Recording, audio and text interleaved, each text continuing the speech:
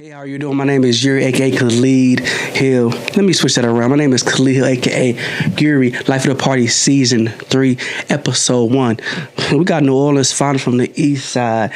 I don't think you understand. This is one of the pioneers of a new generation, and he ain't been doing it for that long. He been doing it for 2 or 3 years, and he got a long way to go. A lot of people say he famous already, but that's not where he want to go. He got things he got to do, places he got to see, tours to rock, stages to rock, family to do and support. With that being said, I got my boy SubTweetShawn. What's good, my guy? What's good? Good.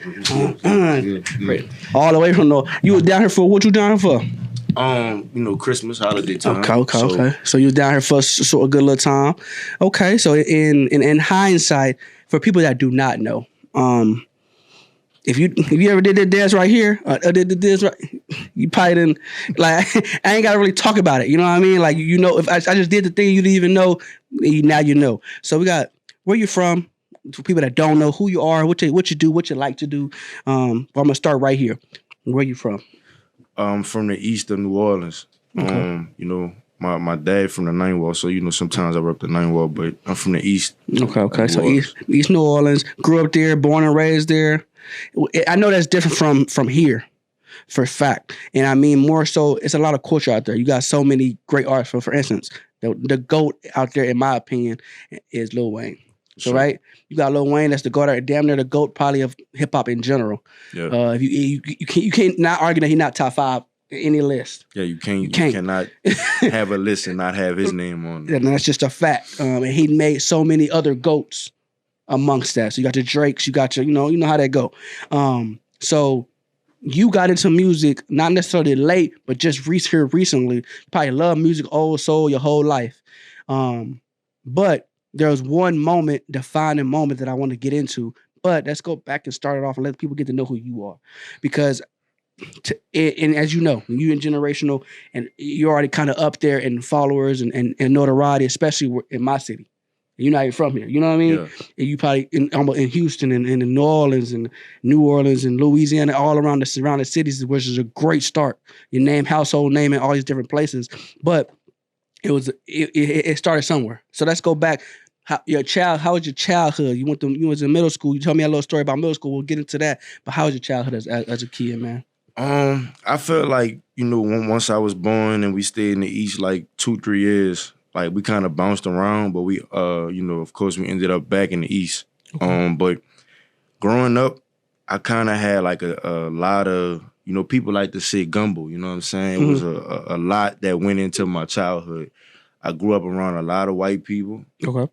I grew up around a lot of black people. Okay. So, elementary, like right before Hurricane Katrina, I was in Orleans Parish. That's like, majority, 98% black people. Okay, you know what I'm saying?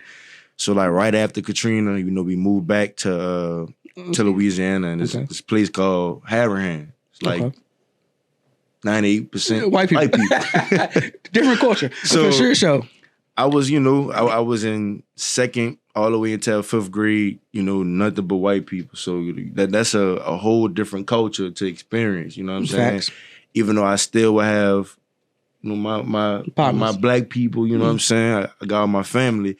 I would still grow up around, pop music, like all these different things. So all of my friends would be, white and stuff like that. So I feel like I got both sides. I was able to, tap into both sides. Like going to middle school, I went to predominantly white middle school. Okay. So all that, I guess, I would say goes into the gumbo. SubTweetShawn is, you know what I'm saying? So that's the gumbo. I'm pretty sure you're not a code switch.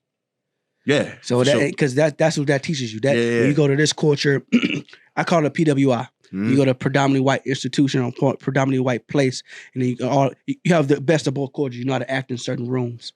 And I ain't gonna say act. You just know what they mean, because how we call it. We call you like we gonna fire you up. That's in Dallas, but in other people like Johnson, might be joining you or whatever it may be.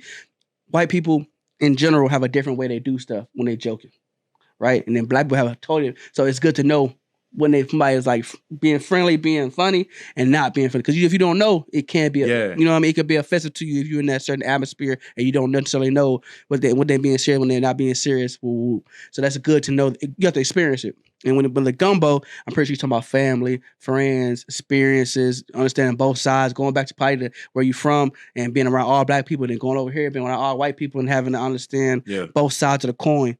And you probably appreciate it now because it's like, oh, definitely. You know what I mean? Because you got to, I'm telling you, as if you want to make money, you got to know white people. You do, 100%. You got to know them. And I'm not meaning that in a bad way, just you have to know because it go hand in hand, right? Because you got to be able to differentiate where to go, where not to go, how to do this, what not to do, and what depending on where you at. So now you're in middle school. What happened in your first middle school? Man, I went to this middle school called Riverdale, right? Okay. And I was there. I lasted at Riverdale like 2 months, and I got expelled. For what? Man, I was doing anything in them. I don't know, bro. It was just certain shit that I just wanted to do it just cause. You know what I'm saying? I saw somebody just walked up to me and just smacked them. You know what I'm saying? And I got expelled. Bring your mic right here for me. I got expelled like right after that, and then I went to this alternative school, and that shit got my mind right instantly. Nigga went from a C student to an A and B student. You gotta get out of here. Yeah, I was like, nah, this ain't it. Because you had to do an application or some shit to get into school. So in the application, I remember this shit like it was yesterday, bro. They asking, what gang are you a part of? What's your gang name? I'm like, man, I don't do none of this shit. That's how I know. I'm like, all right, I gotta get my mind together. Yeah, this ain't where the fuck I need to be at. So how was that experience? How long was you in there? I did a full year there. A full year. I did the rest of my 6th grade year there. And then 7th to 8th grade, I ain't gonna say a lot of my childhood friends, because I don't really like, I don't speak to a lot of the people that I used to, go to school with. But we'll see each other occasionally, like, chop it up. But my 7th and 8th grade year, I locked in. I went to the school called Masla. It was a lot of white and Spanish people. Okay. So graduated from there. And 9th through 12th grade, that's when I went back to all black. So that shit was you know what I'm saying? Yeah, I do. So from 2nd all the way until 8th grade, being around white people. Yeah, the culture, yeah. Man, that shit was... Did you already... So right now you talk with the quote-unquote accent that you have now, right? Did you have the same one when you was over there with them? Because I know they don't talk the same, do they? Nah, I did. It was the same thing because, like I said, I would always still be around my family. You know what I'm saying? And, go spend the weekend by my dad. So, it wasn't really too much of a difference for me. It just was like the people I was around, I was like, damn, all right, shit way different over there. If we get in a fight, the teacher ain't come and break that shit up. So you got to really get it on. You really got to fight for real. Yeah. Like, it ain't no... So the reason I tell you this is I have a similar background. So I started off in an all-white school. Right, and that's all the way in McKinney, Frisco area, and that's when it was all white. Then we start from going to. Then I transitioned to Duncanville. Duncanville used to be all Hispanic. Yeah. So that's where I went. So I went from Doom to Hispanic, and then my 7th grade, just like you, I went to DeSoto. Okay. Which is all black. I think we played DeSoto. Yeah, you probably did. So they just won a state championship. Yeah. They just won. Duncanville lost. Sock just won. So we just had 3 schools damn near a mile from each other. It was all in the state championship against Houston, basically. Okay. We lost one the other 2. Usually we win all 3. So to keep that in mind. But North Fork, shout out to them. They do their thing out there. Or North Shore, that's what it's called. Keep that in mind. So when I got to 7th grade year and it was all black. For me, I was the white black kid. Yeah. My first 6 months, white black kid, because I talked, quote unquote, that's what I was used to, was talking in full sentences. And there was no cussing in those sentences. So I was like, yo, how you doing? My name is Khalil Hill. Nice to meet you, period. And they like, what up? What happened? I'm like, oh, well, it was good. So as I got into it, I mean, it wasn't like I was bad, because I was an athlete. So I played soccer. So when I got there, I got in cool people because of that. Then I was fast as hell. So I ran a 4.3 40, all that type of stuff. So I was a fast kid. I'm sure I had to be good at something. Yeah. So we vibing, having a good time, and that's when I got my quote unquote. I became the black kid over time. Right. Yeah. And it was cool. That's why I kind of know where you're coming from when that come from that. So now we got through middle school. We got our 9th grade. We're back with our people, right? And did you start doing any type of skits in high school? I'll say this. This what kind of started off everything before the skits even happened. Okay. 9th grade year, I get into a fight, right? I get into a fight my 9th grade year. Okay. And I ain't gonna lie, that nigga, I ain't gonna say he whooped me, because it was like a bang, bang, bang type of thing, and it was over with. But I had came back to school the next day, and I ain't give a fuck. Like, I was like, whatever, it is what it is. I came back to school, had a big ass eye. You know what I'm saying? When I tell you, they ripped my fucking ass from first period all the way until it was time to get on the bus. Like, you know what I'm saying? The whole day, I was going home, I was mad as a motherfucker. I'm like, man, they keep fucking with me. Yeah. So homecoming time came around. And that's how I knew this shit was destined for me to be who I am, bro. I don't even know how, but I wound up winning like one of the homecoming things. You know what I'm saying? Yeah. Like, I was one of the on a homecoming court. Committee, yeah. So like all these people, you know, of course they have to vote for you. Yeah. So I'm like, these motherfuckers talking about me every day, but still voted for me. You know what I'm saying? Yeah. So that shit kind of started off like me being the popular kid in school. Okay. So I want to say like that next year, 10th grade year, I got an iPhone and I did my first video on Instagram. So 10th grade year. 10th grade year. Okay. This was like 2014, 2015. Okay. So I did my first video and, you know, of course, nigga had like 20 likes on that motherfucker. And I just kept going. I kept doing that shit like every day. And Vine, you know, was a thing. Started doing my thing on there. So I'm building up my notoriety on there. Mm-hmm. Twitter came, I'm doing my thing on there. And I made this song called SubTweet. So I got my name. Correct. I got that shit from these two girls arguing on Twitter. And I reenacted the argument. And I made it a song. Yeah. So we got this thing on the station that it's called Q93 in New Orleans. Mm. And they got this thing called Social Shakedown. Play all bounce music, you know what I'm saying? Whatever's hot, they gonna play that. Okay. So on Twitter, everybody tagging them. They like, man, you gotta play subtweet. They like, so I hear on the radio, they're like, man, who the subtweet dude is? Y'all keep tagging us. Like, they saying this shit live on the radio. Mm. So they wound up playing a song and that shit wound up doing numbers or whatever. What year is this? Is it still in high school? Still in high school. Okay, so we're still in high school with it. It's like 2015 at this point. Okay. That shit blew up.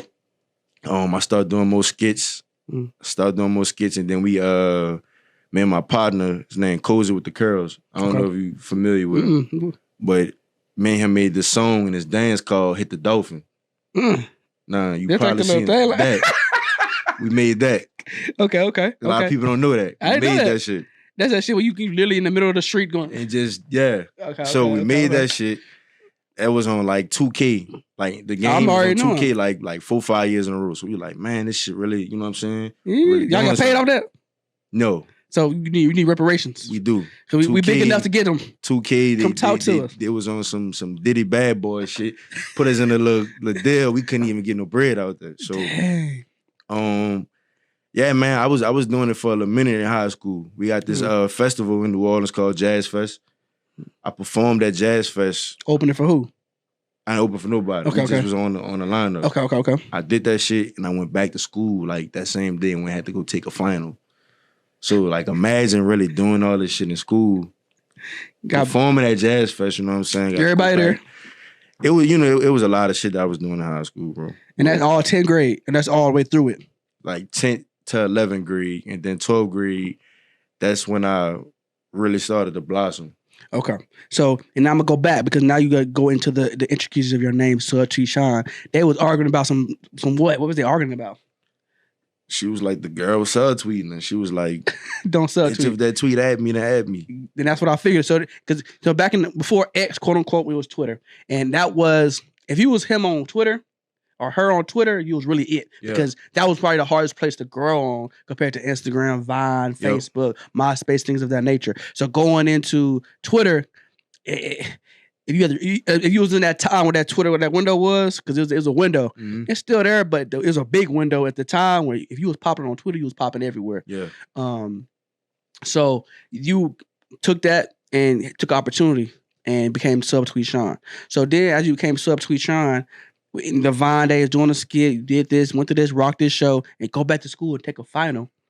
And then you go into your 12th grade year, and you kind of got your you say you blossom. We're gonna get into what you mean by that. And now you're like, okay, boy, I can do this. So now you're your 12th grade year, senior year, and this is the year where everything kind of changes or begins to change. What happened? So that towards the end of my 11th grade year, I did stand-up comedy for like the first time ever. That's when I started doing stand-up comedy. Oh, shit, boy. So I went from doing the Instagram, Twitter thing, got on the stage, killed it, and I was, consistently doing shows here and there. How I knew it was real, though, I went to Disney World with my people, like with my family or whatever. So I'm still thinking, which one? New Orleans shit. We had went to Florida. Okay, yeah. So you were always in another place. I'm thinking, just a local dude, people fuck with me in my city. And somebody came up to me at Disney World. Was like, bro, I know you. Let's take a picture. So when that shit happened, I was like, damn. What's up? So like, from that moment, I'm like, yeah, this shit real. It's getting somewhere. It's not just in my city. I'm not just known where I think I'm from. I'm actually reaching people that's in Florida. Have you been there by this point? That was probably like my third time going out there. We would always go out there to Disney World. Gotcha. So after that third time you went out there, you're like, oh shit, somebody know who I am. I'm back out here thinking I'm just. And so you probably went to different places by then. And they're like, oh, I know you. You're like, oh shit, nigga, I'm really getting, quote unquote, I'm getting motion. Yeah. You know what I mean? Okay. So now you went to they took a picture. I'm guessing you got like a behind the scenes probably of it or something of that nature. Or you got the picture from them. Like, how did you even get that picture? I didn't get the picture. I think somebody probably got a video of it, though. Okay. My cousin, I remember her recording it, so I'm gonna have to ask her. You gotta find that video. Yeah. Because that's gonna be a good, documentary thing, you know what I'm saying? So that was the first, like, oh, okay, I'm really doing something. So you enjoyed the rest. Did you get any more of that trip in Florida? Any more people that never recognized you? So that was that one person, but you like, oh, that's a light bulb. Right. So then from there, you with your family enjoyed yourself, and then you came back home for senior year, or this is after senior year? This was right before senior year. Okay, so now you about to go into your senior year, you get back home, you probably at the crib, like, somebody know me out in Florida. Yeah. You talking your shit like, yeah, I'm really him. So you were probably, I can do this. So now you're in 12th grade year. Was it normal still? You were still doing skits? What was going on in 12th grade year? This was probably like right when everybody, in my age range, like, my partners, shit right there, like he went to St. Aug. That's like, Leonard Fournette. Okay. So all of them went to, St. Aug. So that's like a big school in New Orleans. Like I remember playing, these high schools, and I probably wouldn't even be in the game. And niggas would be in their student section. We want SubTweet, you know what I'm saying? Trolling and shit. Yeah. So all the schools in the city, like once they started doing that shit, I'm like, all right, I know. You got something. Hear me? Like I'm him in the city. So once that shit started happening, I just kept going. Like I kept growing on Twitter. Probably got up to like 30,000, 40,000 followers or whatever on Twitter. Just kept growing. And then that's when we got to that video I was telling you about, Kirk Franklin video. Okay. Like, what's that about, man? Like I don't know what happened. I know what it is, but just tell me what happened. So I got accepted into LSU. That was probably the only school I even applied for, actually. Okay. Got accepted. And then like right before the day I had to go move out there, I was like, man, I got to do a skit before I go. Okay. So I saw this dude. First of all, the video that I got it from, it was completely different from what I you did. Were doing. Okay. So the dude, it was a video of the man. He was sitting on a stoop, and the guy rolled up on him, and he was playing this song, and he was like, "Man, that's such and such. Man, turn it up." So when he started playing it, the dude turned around and started twerking. Like he started shaking his ass. I was like, "Man, this is some crazy ass shit. This is insane." So you said, let me do something. Let me put my spit on it. I remixed the video, and it was gospel. So I started dancing to the Kirk Franklin Revolution song. And you had a white shirt on? No, I had a blue shirt on. Blue shirt. It was my high school shirt. Okay. And I was scared to do this shit because there was so many people driving past. And we wound up doing a video. When I uploaded this video, bro, my phone, I ain't never experienced no shit like this on my phone. Like my phone literally froze. How many notifications I got when I uploaded this video. So many people was quoting it. Oh, I saw him doing this. Like the shit just went up crazy. Like that was probably like, I'm not even gonna say that's the most viral I went, but that shit was like the start of it. A defining moment. I was like, yeah. This is it. This. So did you do more than one of those videos, or that was the only one you ever did? I swear you did. Did you do a different, like a different, I swear it's another one. It's another car video. Did you do any other car videos? Yeah. Okay, so I did a few of them. That's what I figured. So did you have any of them with a white shirt on? I think I did. And we was dancing to, because he was in it. Yes. I believe we was on the lake and we was dancing to, it was a Timberland song. Okay. It was from You Got Served. Okay. I like that. Yeah. Yeah. That's what I remember. Like, Facts. So you did one before I saw it.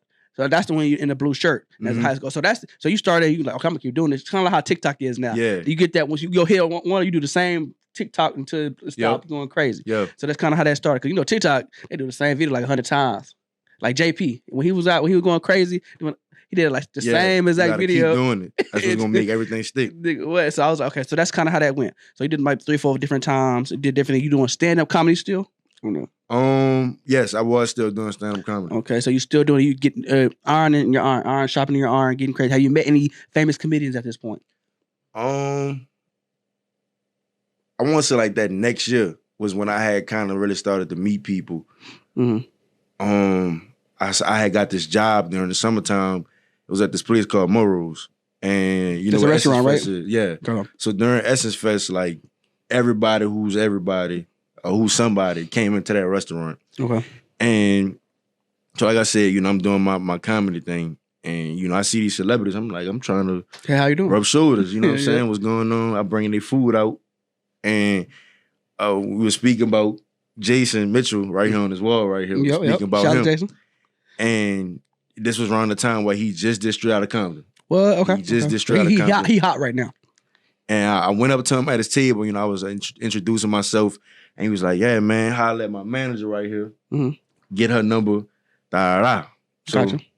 Get the manager number, of course. You know how that go. Yeah, they didn't respond. I know. I know. They didn't respond. It's like the head off. Like, hey, just. Yeah. So that was like the first. That was like the first person I had ever really met. Okay. Now the first person ever reached out to me was my dog, Chance the Rapper. I fuck with him. Still my partner, you know, till this day. Like, I was the first person to bring me to LA. Like, you know, I got a taste of, you know, everything that was going on. I don't know, you know. I'm knowing, but you know what I'm saying? You see how he operates. He showed me, like, you know, the ins and outs. And, you know, I had a lot of questions for him. You know what I'm saying? Asking about this and that. And, you know, he kept it real with me about everything. So that was like the first celebrities for real though. Those are the first two people that kind of like, okay. And then you really got a Chance the Rapper got to experience what it is to be one of the top. Because back in the day when it can be a juke, you know what I mean? You know what I mean? That he used to go crazy. So no offense to the last album with the little circle. What's the shit called? That wasn't even the last album. Would you know that I was in LA with him when he recorded the album. Yes. So that was the album that quote unquote people switched sides on him. Yeah. And it wasn't like it was a bad album. It just wasn't what we. He just changed the subject. Correct. And it wasn't used to it. So, but he's still doing his thing. He's in. The thing I like about Chance the Rapper is he's tapped in with the youth. Mm-hmm. He's actually, even he ain't the best dancer in the world, but he gonna dance. Yeah. He gonna enjoy with you. He gonna bring, like you said, he brought you to LA and put you on game. Most people don't even do that. Yeah. Right? Because it's a lot of crab in the bucket type stuff. It's a lot of, if you get too high and pull you down, you know how that go.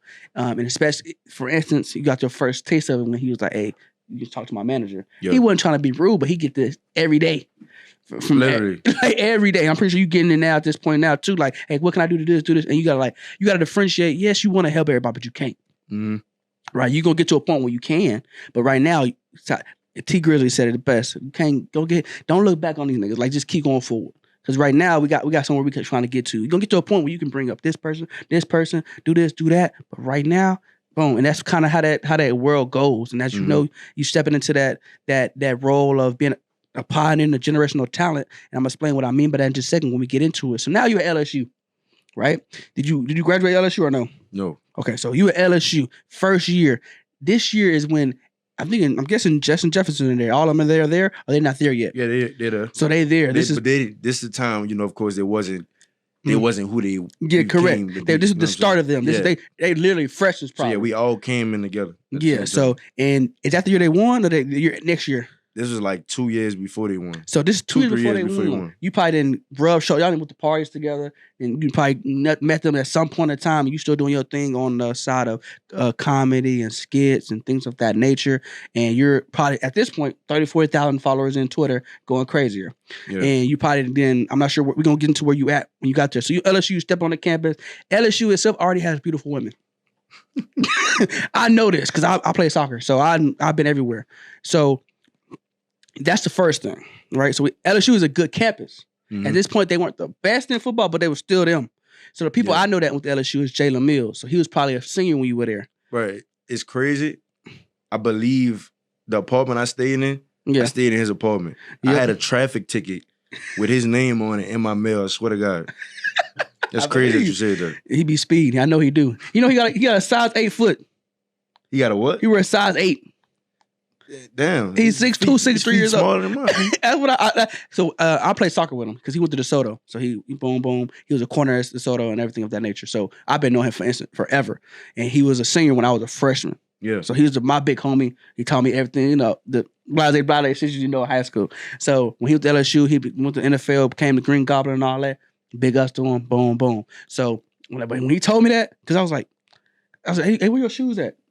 I'm like, hey, I wear a size 10. Why the fuck ain't he talking to me? Yeah, that's crazy. But he went to soccer, and people don't know that to work on footwork, because it's some of the hardest footwork you can do, and it translates everywhere. Soccer to me translates to every sport, basketball, because it's all footwork, it's all mechanic, and it's a whole lot of running. Right, so he did that right before his season to go to LSU. This is his senior year. So you're there. I think they won it. No, we didn't win until 2019. So they didn't win until 2019. So what was they? That's the year Ohio State probably won. What, 2016? 2016, 2017, because... That was Mike Thomas and... Yeah, because, you know, DeAndre Wilson is from DeSoto. Mm-hmm. The running back, number one. He went to Ohio State and won basically his first year. That's when Braxton Miller was there. Yeah. That's when all the people was there. And they went crazy. So then... All right, so now you're in the year. So how was your first year of college? I went to jail. Oh, whoa. I went to jail my first year. Okay, so hold on. So we went from 5th grade year, went to alternative school for a year, said my life changed. Then double back, went to 9th grade year, got in a fight off rip. It's always that. It come back. First of something. Some bullshit going on. So then you get to look. So what happened? If you could talk about it. All right. So first of all, my very first day on campus, first night, we threw a fucking party in my dorm. Off rip, we threw a party in my dorm. How big your dorm?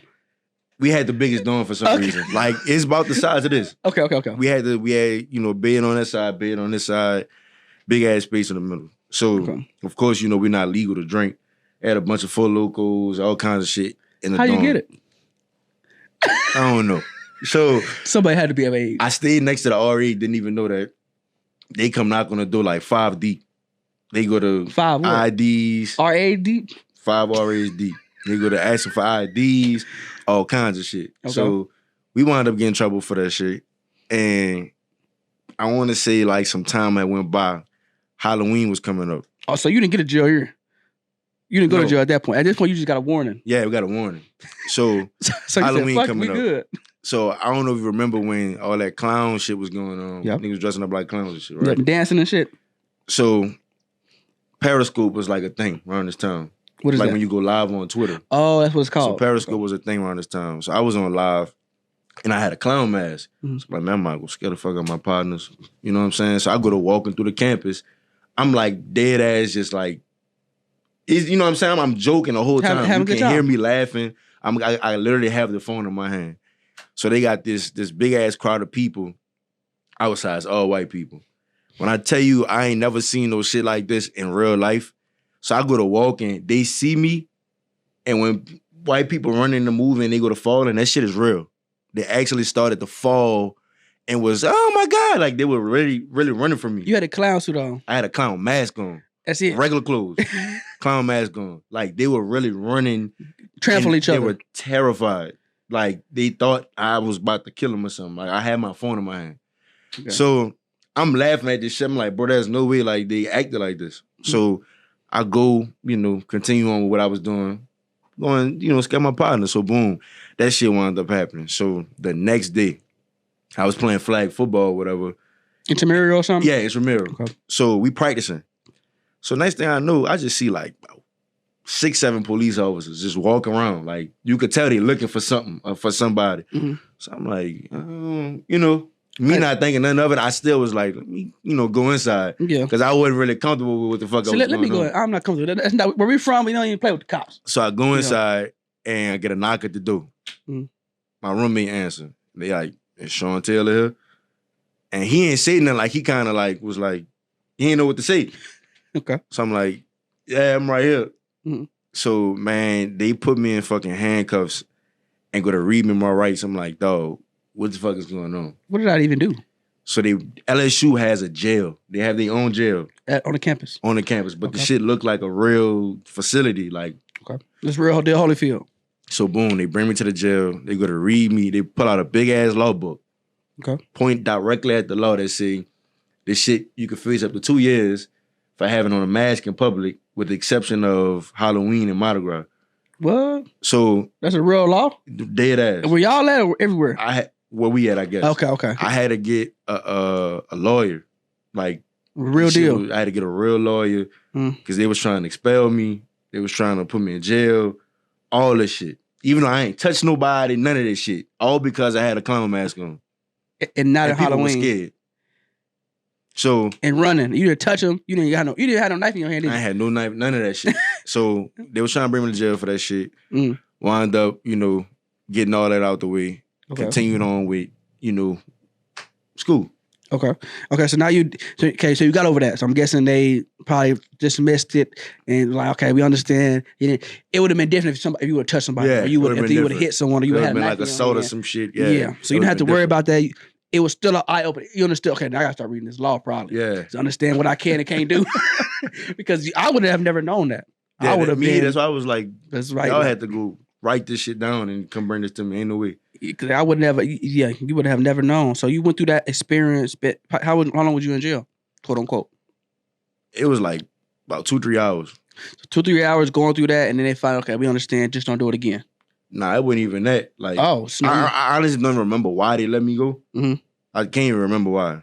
I just know that I was in the cell. Like, damn. And then did the lawyer have help to talk to somebody, or how did that work?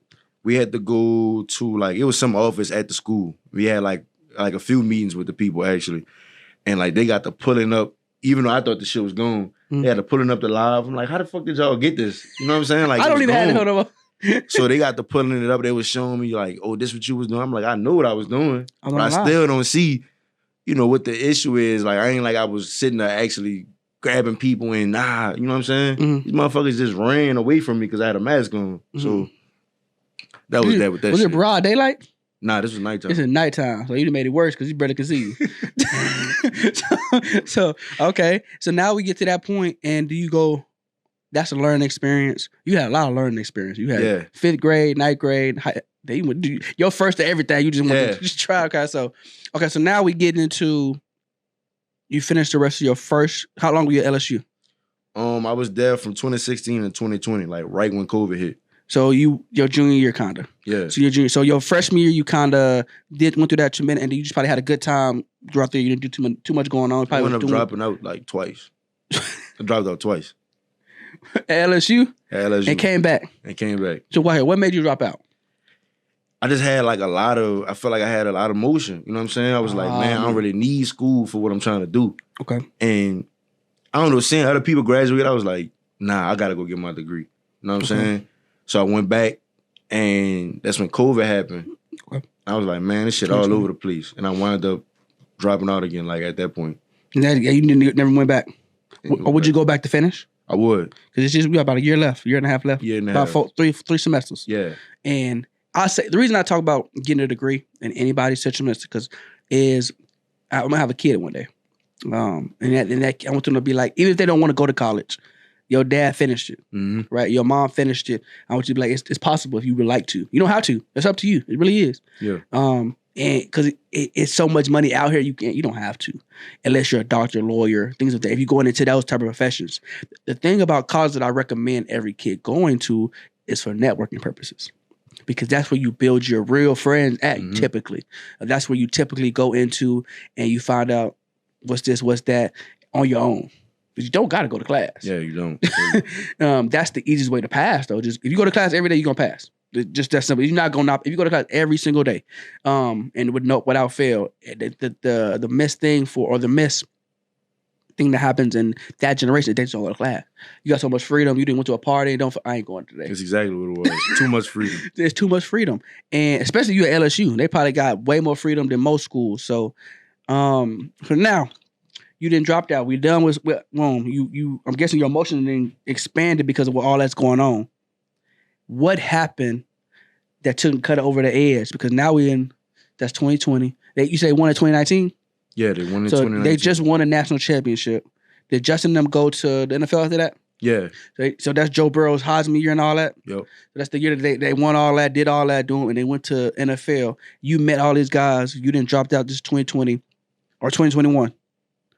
It's 2020. So 2020 COVID, that's the high of it. So that's 21, 2022, 2020 to 2021, that's the high of COVID. So now you home. Everybody's online. This is when Tory Lane was doing that thing, when he was doing everything. There were so many millionaires made if you did it correctly. There were so many, and you was already blowing up because you were already doing stuff online. Yeah. So that probably made it even more because it's so many eyes. Everybody just. So what happened? You got home, you dropped out, you went back home. What happened? I say this though, that was kind of a stale point for me because I didn't really know what to do next. Okay. You know what I'm saying? I was getting talks about being on Wild and Out. That's why I dropped out actually that last time. You about to try to go there? So when COVID hit, of course, all that shit was over with. Okay. So at that point, I was like kind of at a standstill. I'm like, man, I don't know what to do. And I was out here actually. I moved out here. That's the year that you moved out here? Yeah, I moved out here. I started working or whatever. So it was kind of like a stale point at that point. I didn't really know what to do. I wasn't kind of doing stand-up no more at that point. And I was just trying to figure it out. So I kind of started to do music. On and off. Yeah, I was doing music, but it wasn't like, bounce or whatever like I'm doing now. It was more of trying to rap seriously. Of course, nobody want to hear that shit. Yeah, nobody want to hear that shit. Nobody, I won't hear that shit. It's a select few. I'm a J. Cole fan, so I love lyrics. I love that. So I understand, but the generation that we're in right now, no. So yeah, I would go to the studio out here. I would go with him actually. Okay. And I know he was lying to me talking about that shit was hard. Shit was not hard. So I would, dabble in different music. Different genres, things of that nature. And that's when I did the Louisiana Fest shit in 2022. Okay. Like right after, I came from out Is that the one that you did with Lil Wayne? Yeah. Okay, so that's the actual one that Lil Wayne was there.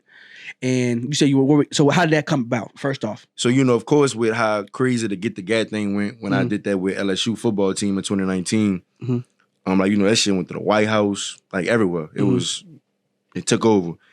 And once we did that, of course, it was a staple. Like, everybody was like, man, like, that was a time. You know what I'm saying? Right before the world shut down, life was good. Life was good. And so when Lil Wayne had his Louisiana Fest, he wanted to do like a tribute to all the legends. And he wound up doing that, and he bought us out. So once I was on stage and experienced that shit, I'm like, man, like, I was like so hyped doing this shit for somebody else. I'm like, I imagine how this would feel if this was for me. So 2 months later, I went and did my first actual real song, my bounce song. And that shit. What song was that?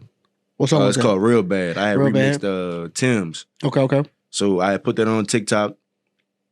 And after that, everything I dropped after that was like. So what was the one out of right now before? Because I know you got some new music that just dropped. And I think I saw it on the way up here. You did a little video with the black jacket on. Yeah. That's hard as well. Don't get it twisted. But what was the first song before that? I guess that's 2022, 2023? Yeah, December 2022. 2022, you started for real. Because you were dibbling down to 2020, 21, 20, but 2022, you started. So 2023, we're going to 2023. What was the song besides the one that you just said that made you go, shoom, like it was up from there? I'm going to be honest, it was kind of that one. Because I wound up quitting my job right after that. And that pioneered everything. Yeah. Okay, so then what's your favorite song to this day? My favorite song till this day, I would have to say is I remixed the song Bruno Mars and B.O.B. that beautiful girl. All over the world. I like that one, and I like the one I did is called Ring. Oh, Ring. Yeah. Oh, so, I know that one. And you hit that hell for sure. That's my top. So those are your top two, and those you like to sample. Yeah. You're a big sample. I just like, you know what I'm saying? Older music and stuff. I like older music. Okay. I kind of look at it like Tory Lanez with Chicks tapes. Yeah, for sure. So everything he do with the sampling shit, I'm like, I like doing that with my music. So I kind of recycled it of that nature, and people don't understand blueprints are already made, and don't be afraid to use it. Yep. And that's what you're doing. That and people don't understand that. Like everything that you want to do, probably somebody done did it. You got to put your own flavor on it. Definitely. And you got to have some type of influence. Influence is probably behind time. It's probably one of the most valuable currencies right now. Yep. You have influence, engagement, and people will stop what they're doing to take 5-10 seconds to do what you do. Look at you. That's when you got something. So, for instance, shout out to Castanad and them. You know Zeddy, I'm sure. Yeah. Because I think you did some videos with him. I just met him. He was here. He performed. So I shot him at the Cash Cow. Actually, I'm gonna say this, and I'm gonna be completely honest with y'all. Be honest with me. No, me and him haven't done any videos together. Okay. I was open to doing it, but it was something that had kind of happened on TikTok where a dude from Philly had stole one of my songs, right? Okay. And, I kind of went crazy on the nigga. I was like, man, like, this is fucked up what you doing. Like, the whole New Orleans was on this nigga ass. Like, they was in his comments, like, at his hat. This is the first time it happened? It was the first time it happened. And I was really mad about this shit because it's like, right when that happened, that's when they started taking all my music down. Of course, because of the samples. So I was mad about the shit. I'm like, I ain't about to let that shit happen. You know what I'm saying? I understand getting the shit took down because of the samples, but they ain't about to try to rewrite some shit that I had, made pop my because they hard got work took down. Gotcha. So once all that shit started happening, it was like more and more artists from like up north started to do the bounce shit, started to sample and make the bounce, and it's like, how are these niggas songs not getting taken down, but all my shit that blew up got took down. But I'm watching everybody literally copy exactly what I was doing and get names off. You know what I'm saying? Yep. So fast forward, Zeddy, he got his wave on TikTok. Like, he got his shit. But he started to do the bounce shit. So it's like when I saw it, it kind of irritated me in a way. I'm like, I don't like how they kind of like, I don't want to say gentrifying it. They're playing favorites. Right. They was like, all the up north niggas doing the bounce shit. I'm like, man, we don't go doing drill and shit. You know what I'm saying? We ain't doing all that.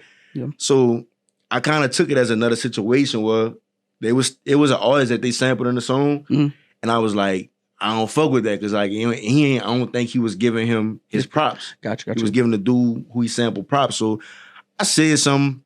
Yeah. And like the shit had blew up and all that nigga fans got on my ass, I ain't gonna lie. Yeah. They got on my ass. They got quotes. And he responded, but it wasn't like on no like trying to go at me type shit. He responded in a way and was like, oh, I fuck with New Orleans, like, tell dude I fuck with him or whatever. And now I say I was wrong in the sense of going at him the way I did on social media, but I did DM him before I even put that video up. Gotcha. Didn't get a response. So I was like, all right, fuck it. I'm bringing this to the street. So I said what I said on the, and when I did try to reach out again, because I try to have a conversation through somebody to let him know, like, look, this is what I meant, and nigga wasn't fucking with it. Yeah, so I was like, you know what I'm saying? I knew eventually time will come around where... Yeah, for sure. Y'all be in the same room. Yeah. It'll be a time for us to work like, you're going to have a conversation and he don't see this. So it's like, you have to keep in mind, bro, especially it's your first time. So you probably was like, you don't know all the stuff that you could have did in certain situations. And I'm talking to the young people now because you got people that really get active, right? Everybody got a gun in Texas for shit. So those words people don't understand. Hey, before you even get to the issue, that go talk.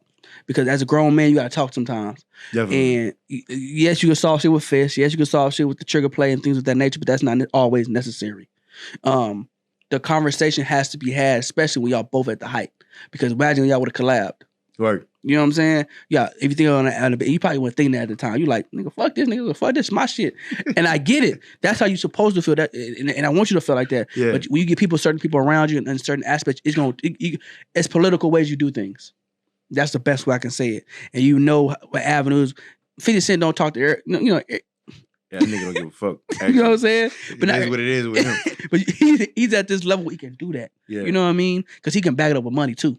Right? For instance, the documentary that I ain't gonna even say what it is. You know what I'm talking about. Like, you know what I'm talking about. Fuck it. The Diddy documentary, that's all money. You know what I'm saying? And he didn't have to do that, but he did because he wanted to bring it to light.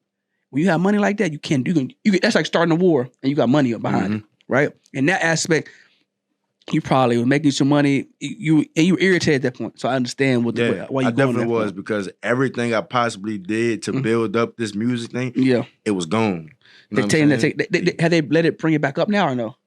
No. So they're not even. So have you met any of the TikTok people? What you mean as far as the TikTok people, like people that's popping on TikTok? So the people that run TikTok. No, I haven't met no people of that nature. No. Okay, so that's another thing. So behind the scenes, that's what I will be working on because that's, for instance, Kai. Everybody know who Kai Sinat is. He tapped in with the owners. So the people like where Kai be wilding, you know what he be doing. Yeah, this shade be wilding, but because you got somebody, that's what you want you to go. That way you don't have to worry about that more. Right, post whatever you want to make because you gotta. It's hard to get you to understand who the marketing person here, who do this. So you gotta kind of navigate. But when you get that person, and it's usually gonna be like a it's not a public relations people. They are PR people are good, but it's a person that's a kind of assistant to that head person. So when you find the email that person because even if you're not trying to get nothing from it, you want to have that conversation, right? So because you're essentially making them money because all together is kind of keeping people on here to scroll. If you have the attention that you have in 2 to 3 million views, almost every video, 100,000 views, it's no reason why he's not talking to you. Right, so definitely look into that. Because this is how that shit go. That you know what I mean. So I want you to got about a minute or so. I want you to talk about anything that's coming up, what you do, who you are. Look into that camera, talk your shit. That's what I call it.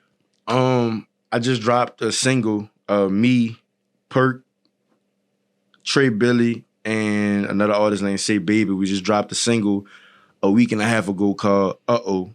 So make sure y'all go stream that. I produced that track. I have been getting into producing my own sound and my own music. So we change and bounce music one song at a time. So make sure y'all go stream that. SubTweetShawn on all platforms. I got some more music coming out. Stay tuned. Got some big moves I'm about to start making. And some big tracks with some big people that I'm about to start dropping. So make sure y'all tune into that, man. Got you. And if you don't know, now you know. We're going to have you on for a part 2 for sure. So that way, because you're going to be out here back and forth. This is episode 1. We only going to get bigger and better from here. We got so many things that we're going to do. How many things we're going to do? It's Life of the Party season 3. Episode 1 with the SubTweetShawn. If you don't know, now you know. When I tell you we do this, I'm the number 1 for a reason. Right, I started in April. We got some of the biggest names in the city. He was here for 4 days, 5 days. I said, "Hey, you trying to be on here?" I had to hit him up. Why? Because he's him. I ain't trying to be funny. I'm being serious. Like I said, we out here, man. 3, 2, 1. Peace.